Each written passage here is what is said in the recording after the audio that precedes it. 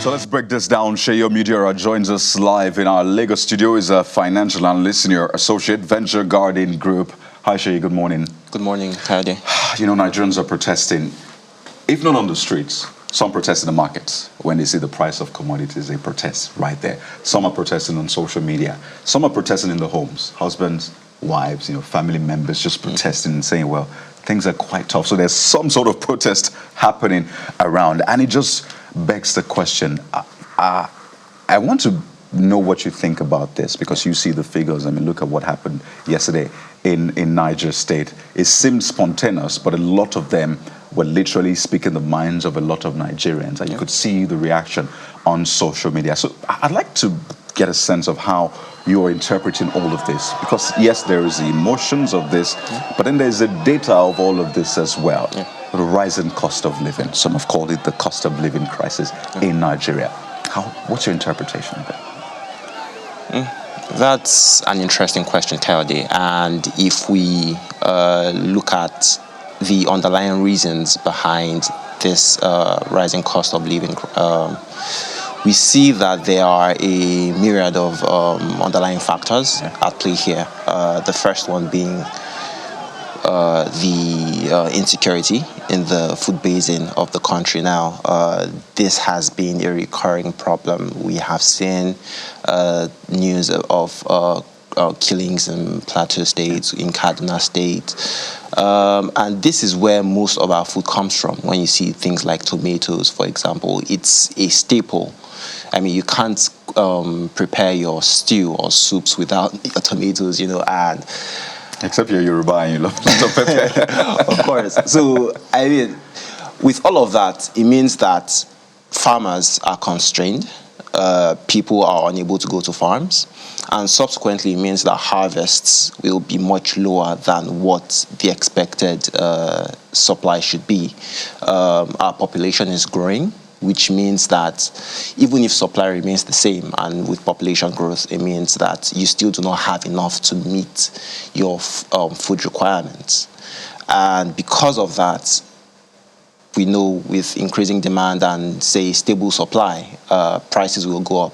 That's just laws, those laws of economics, and that's one of the factors at play here.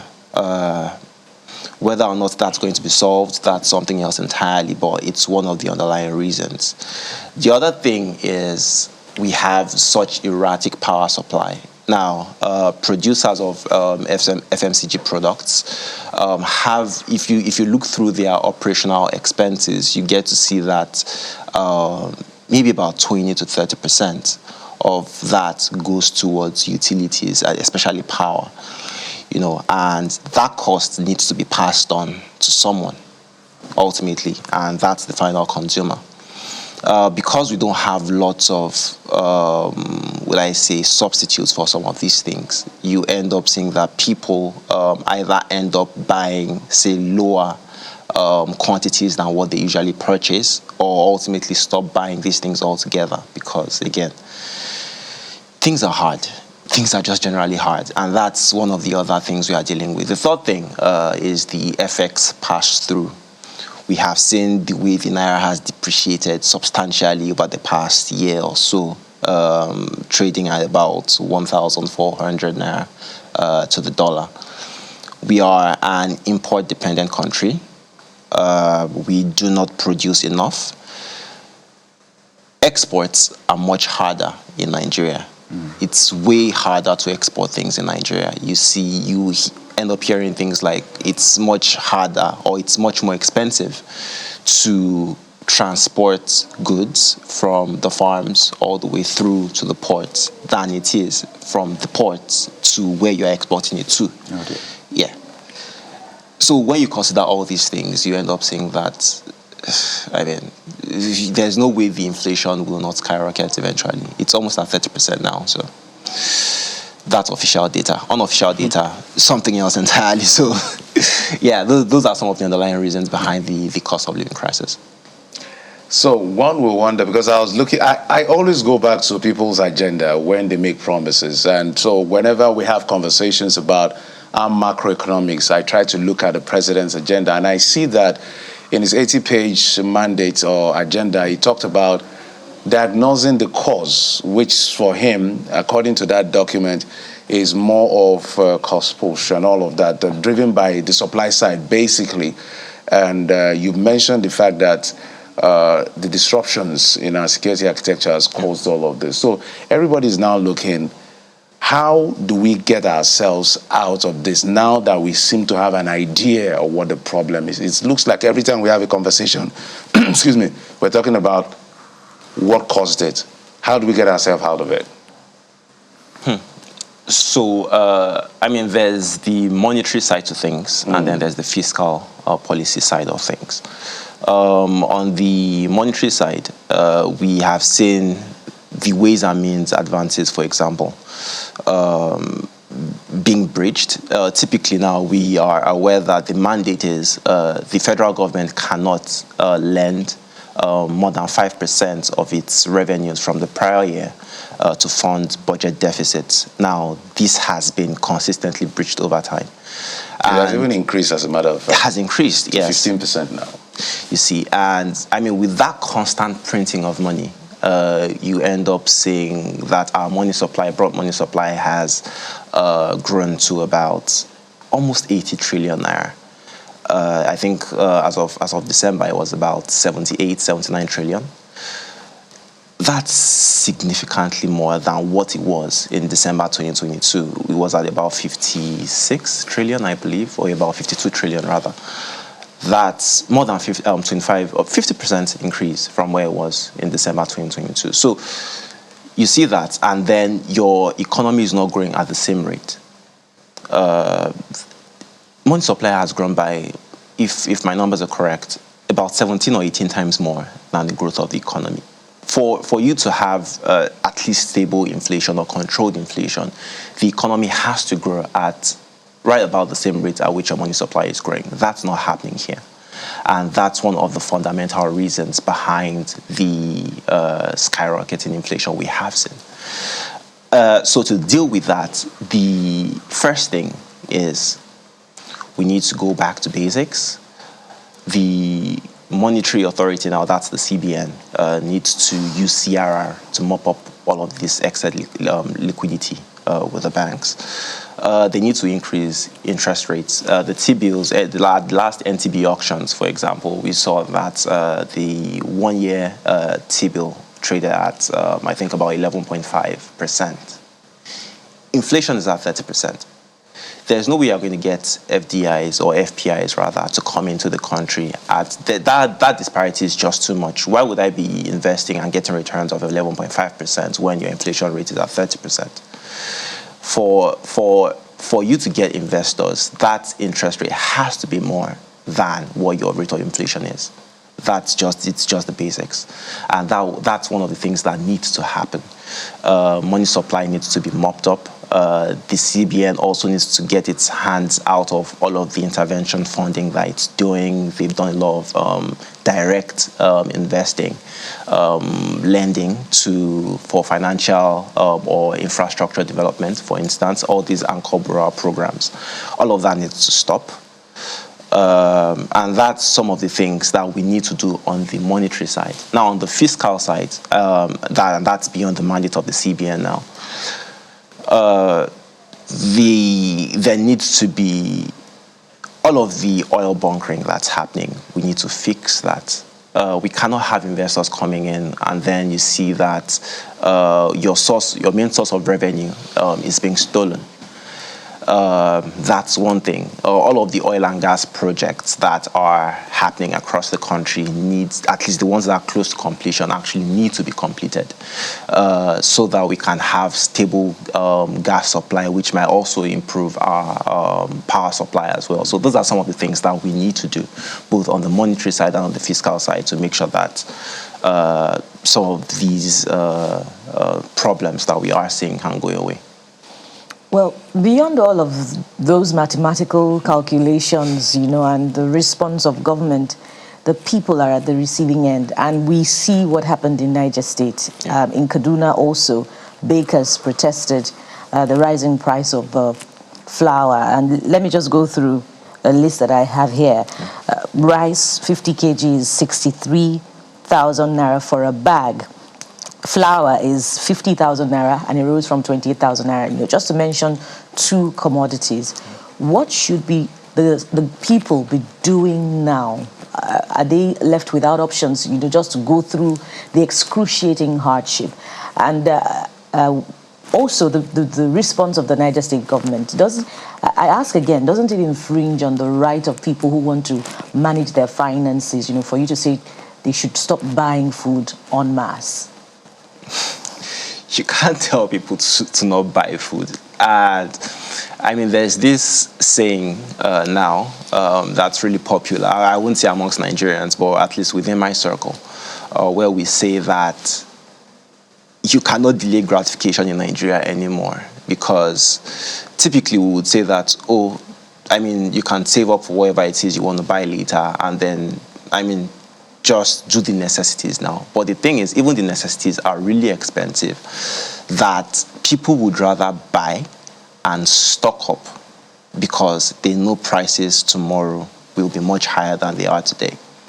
The problem with stocking up also now is we don't have stable power supply. So even if I want to stock up on perishables, they end up perishing. So we are between the devil and the deep blue sea. Which one can I afford? So would I rather stock up and hope that I can afford, I am able to more or less use up the available stock before a significant portion of it goes bad? Or can I wait and buy in bits and then just take on whatever price increase I see tomorrow? That's where we are today. To solve, you can't say people should not buy food. And even if we go back to Maslow's hierarchy of needs, and it's quite sad because we see that Nigerians are still on that base level of feeding, housing, security. That's where we are. So people can't even dream to say, they want to do other things like self-actualization and chasing these grand visions that they might have for their lives. That's where we are today. And it's quite sad that the government take that stance of people should not buy food or should not buy in bulk or something like that. It's just, I don't know, it's plain old ridiculous. That's my position. It's just its way of ensuring that the ration, or at least the little supply, gets across to people. Yeah. We've seen rationing in other climes saying, you can't buy beyond 5 liters if it's maybe petrol, or 20 liters, and everybody has to move up because they know a lot of people hoard and the rest. Yeah. But Jeffrey has this Jeffrey's hierarchy of commodities. Pyramid. Of sorts. And this is to speak to the individuals out there. We can talk a lot about what we want government to do, and rightly so.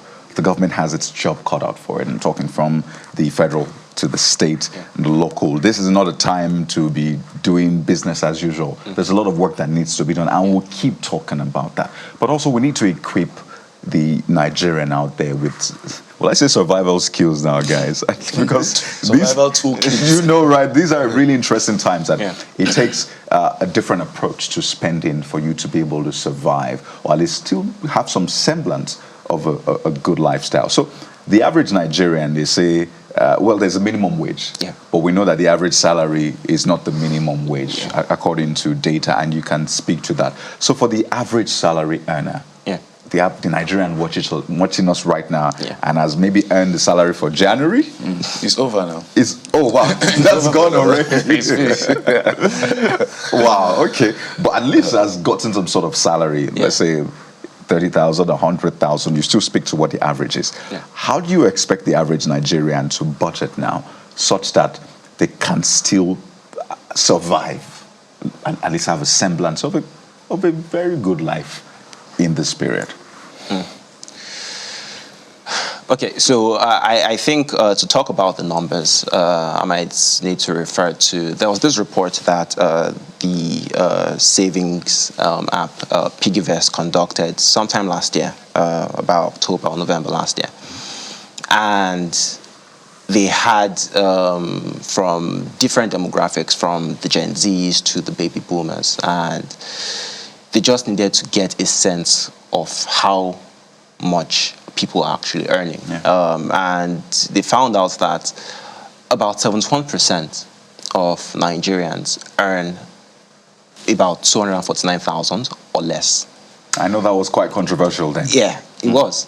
And the reason it was is, number one, people who use the app itself need access to smartphones and access to internet. What's our internet penetration? What's our smartphone penetration in Nigeria?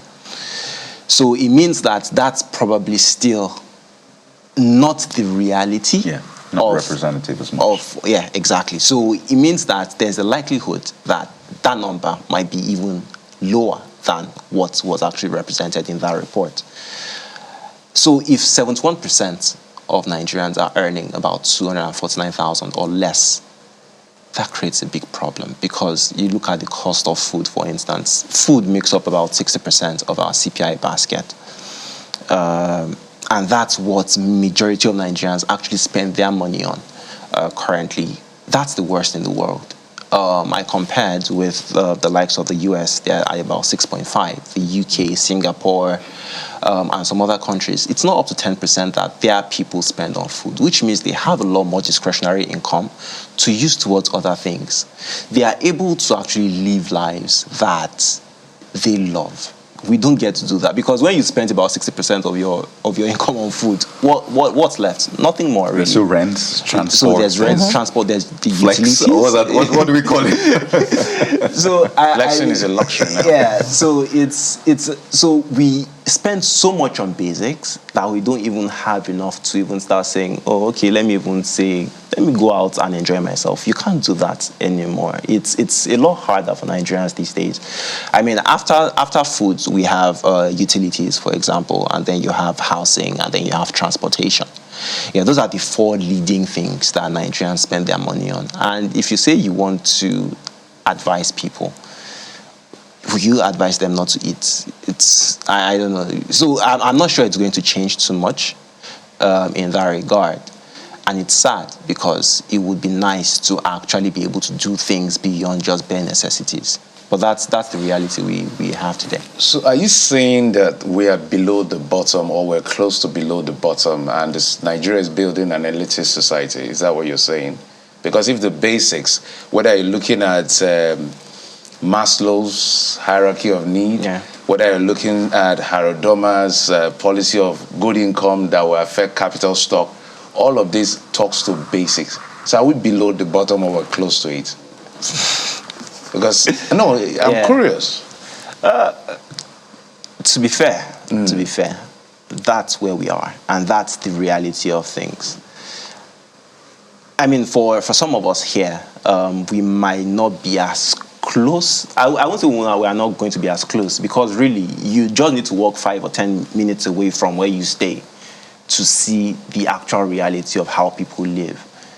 On my way here this morning, I still saw people sleeping on the bridges. That's how bad things are. And it's probably gotten worse. You see children on the streets now. There are a lot more people who are begging. You see people rapping on car windows, asking for, oh, please just 100 naira, please just 200 naira. I haven't eaten today. And you realize that 200 naira might not be a lot of money to us here, but it's a lot of money to Nigerians out there. Which is why I'm asking whether we're building an elitist society. So, do you understand? Yeah. Because some of us here may be a bit well off to afford some basics, but there are people out there who is like, the gap is widening, because we're curious about solving this problem. You can go on. I just wanted to point that out. Yeah. No, I get you. And the Nigeria we are building, as things are today, probably points towards building an elitist society, because you end up seeing that. But I wouldn't say that that's necessarily peculiar to Nigeria alone, because you would even see that during, say, the COVID, when we had all of these prohibitions and restrictions, that the wealth gap actually grew worldwide, and it wasn't just a Nigerian phenomenon. But where Nigeria differs from all of these other countries is that there are more or less structures in place to make sure that the people do not suffer too much. There are social nets that allow people, okay, if things go bad, I have these things to fall on. We don't have those in Nigeria, and that's probably why you end up seeing the increase in crime rates, for example, because people know that if they don't eat, if they don't survive, then if they don't have the means to survive, they are going to have to find the means to survive. And that's probably where we are. That's the reality. That's a hard truth. But speaking of what can be done, the Minister of Finance had cause to answer that question yesterday from reporters, and he said that the president's intervention is to the extent that they're expecting harvest from wheat farming that began to be conducted from about last year, and there's also other agricultural interventions. I wonder how far that can go if you consider, the cost of transportation that will go on these commodities when we do get that harvest. In addition to that, what can the state governments do in the area of agriculture, in the Southwest, for instance, such that we're no longer talking about the cost of transportation from, the farms to the urban areas where these food commodities will eventually get to? That's an interesting question. And for me personally, I think state governments, in particular, amongst themselves, actually need to stand up.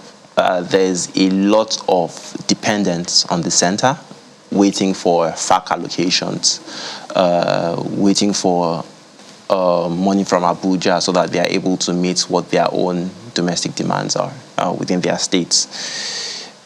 It's just that there's way too much pressure on the center, and that there needs to be a devolution in that respect. That needs to happen. And then there needs to be a lot more collaboration between the states.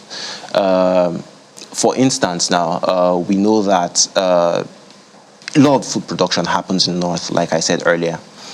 And then we have, you notice that many of the producers of food are smallholder farmers. We have transportation constraints. They are in remote areas, so we have transportation constraints. Roads aren't being built in those areas.